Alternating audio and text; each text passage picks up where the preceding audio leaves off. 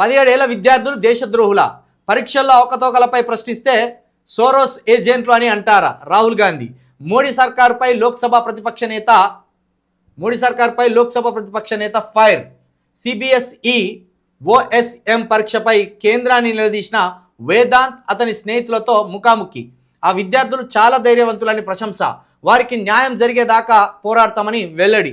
ఎవడు ప్రశ్నిస్తే వాణ్ణి హిందుత్వ వ్యతిరేకి అని, పాకిస్తాన్ మనిషి అని, ఎడారి వ్యక్తులని, దేశద్రోహులని, అర్బన్ నక్సలైట్లని, ఇట్లా బీజేపీకి సంబంధించిన వ్యక్తులు టార్గెటెడ్గా అటాక్ చేస్తుంటారు. ఇప్పుడు ధర్మం అంటే ఆ ధర్మాన్ని ప్రశ్నిస్తే నువ్వు హిందుత్వ వ్యతిరేక అంటారు.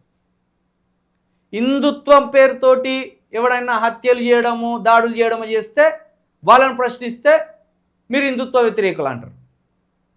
ఇప్పుడు ఇట్లా ప్రశ్నపత్రాలు లీక్ అయినప్పటికీ, విద్యార్థుల భవితవ్యం ప్రమాదంలో పడ్డప్పటికీ, విద్యార్థులు నష్టపోయినప్పటికీ, మళ్ళీ రీ ఎగ్జామ్ పేరుతోటి మళ్ళీ రెండోసారి కూడా ఫీజులు వసూలు చేసినప్పటికీ దాన్ని ప్రశ్నించకుండా వాళ్ళు ఏది చేస్తే దానికి సపోర్ట్ కొట్టుకుంటుంటే వాళ్ళు సంతోషపడతారు.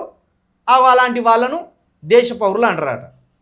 నువ్వు పేపర్ ఎందుకు లీక్ అయింది, మళ్ళీ రెండోసారి మేము ఎగ్జామ్ ఫీజు ఎందుకు కట్టాలి, అసలు నీ చేతగాని ప్రభుత్వం ఇట్లెందుకు చేస్తుందంటే మీరు దేశద్రోహులు, టెర్రరిస్టులు, ఉగ్రవాదులు, అర్బన్ నక్సలైట్లని ఈ మైనార్టీ కూడా తిరగని 17 ఏళ్ల పోరగాన్ల మీద మోడీ సర్కారు ఎదురుదాడి చేస్తాను. దీనికి సిగ్గుపడాలి కదా.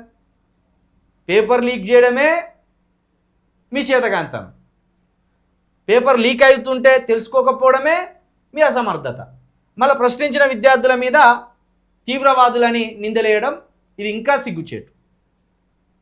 ఇప్పుడు ఆ పిల్లలతోటి రాహుల్ గాంధీ గారు కూర్చొని వాళ్ళకు మనోధైర్యాన్ని ఇచ్చిండు. ఇట్లాంటి పనులన్నీ చేసి రాహుల్ గాంధీ గారు ప్రజల ప్రేమను పొందుతాడు.